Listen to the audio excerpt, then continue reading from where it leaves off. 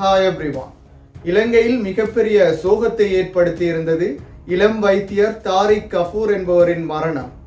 Barbecue உட்கொண்டதன் ஊடாகவே இவருடைய மரணம் ஏற்பட்டிருந்தது. 34 வயதுகளையுடைய கல்ஹின்னையை சேர்ந்த இந்த வைத்தியரே உயிரிழந்திருந்தார். பார்பிக்யூவை உட்கொண்டதன் ஊடாகவே இந்த மரணம் ஏற்பட்டிருந்தது. இது தொடர்பாக பார்ப்பதற்கு முன்னர் எமது சேனலை சப்ஸ்கிரைப் செய்து பெல் ஐக்கனையும் கிளிக் செய்து உங்கள் ஆதரவுகளை வழங்குங்கள்.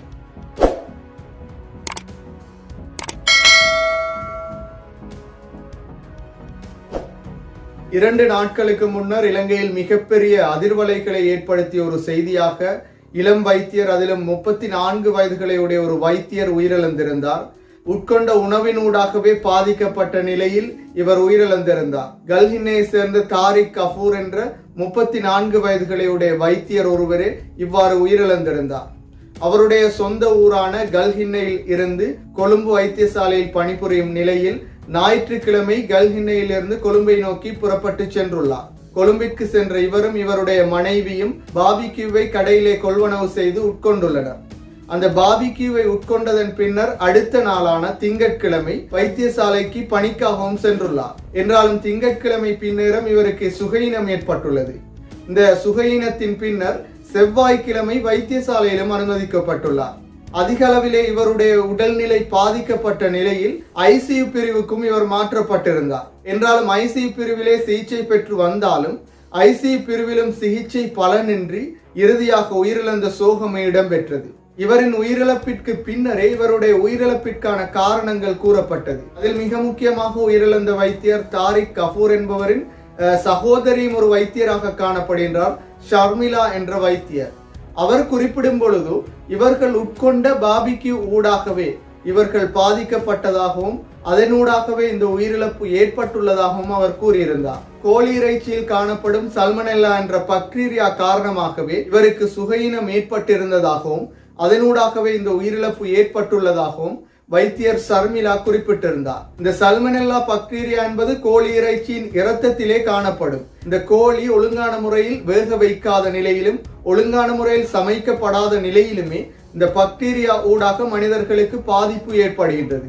இவ்வாறே இவருக்கும் பாதிப்பு ஏற்பட்டு இறுதியில் உயிரிழப்பும் ஏற்பட்டுள்ளது. எனவே உயிரிழந்த வைத்தியர் தாரிக் கஃபூர் என்பவரின் சகோதரி வைத்தியர் ஷர்மிளாவும் இதனையே சுட்டிக்காட்டியிருந்தார். எனவே அனைவருக்கும் மிகப்பெரிய ஒரு எடுத்துக்காட்டாகவும் மிகப்பெரிய ஒரு பாடமாகவும் இவருடைய மரணம் காணப்படுகின்றது.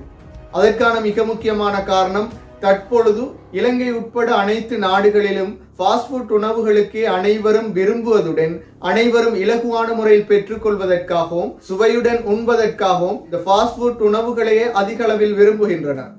அவ்வாறே தற்பொழுது ஃபாஸ்ட் ஃபுட் உணவுகளின் சுவைகளை கூட்டுவதற்காகவும் பல ரசாயன பொருட்களும் பயன்படுத்தப்படுகின்றது. அண்மையில் சாய்ந்த மருந்திலே இவ்வாறு பயன்படுத்தப்பட்ட சுவையூட்டி புற்றுநோய்களை உருவாக்கக்கூடிய சுவையூட்டி எனவும் அடையாளப்படுத்தப்பட்டது. நிறங்களை கலப்பது, அதே போன்று பல ரசாயனங்களை கலப்பதன் ஊடாக எமது உடல்களுக்கு அதிக அளவில் பாதிப்பை ஏற்படுத்துகின்றது. அவ்வாறானதொரு பாதிப்பாகவே இந்த பார்பிக்யூ ஊடாக, இந்த பார்பிக்யூ ஒழுங்கான முறையில் வேக வைக்காததன் ஊடாகவும் சமைக்கப்படாததன் ஊடாகவும் இந்த உயிரிழப்பு ஏற்பட்டிருந்தது. இவ்வாறு தற்பொழுது நாம் அண்மை காலத்திலே அதிக அளவான ஃபாஸ்ட் ஃபுட்களையே அதிக அளவில் உட்கொள்கின்றோம்.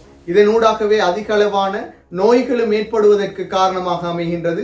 மிக முக்கியமாக புற்றுநோய்களும் ஏற்படுகின்றது. தற்பொழுது பாடசாலை மாணவர்கள் கூட இவ்வாறான உணவுகளையே உட்கொள்ளும் நிலை காணப்படுகின்றது.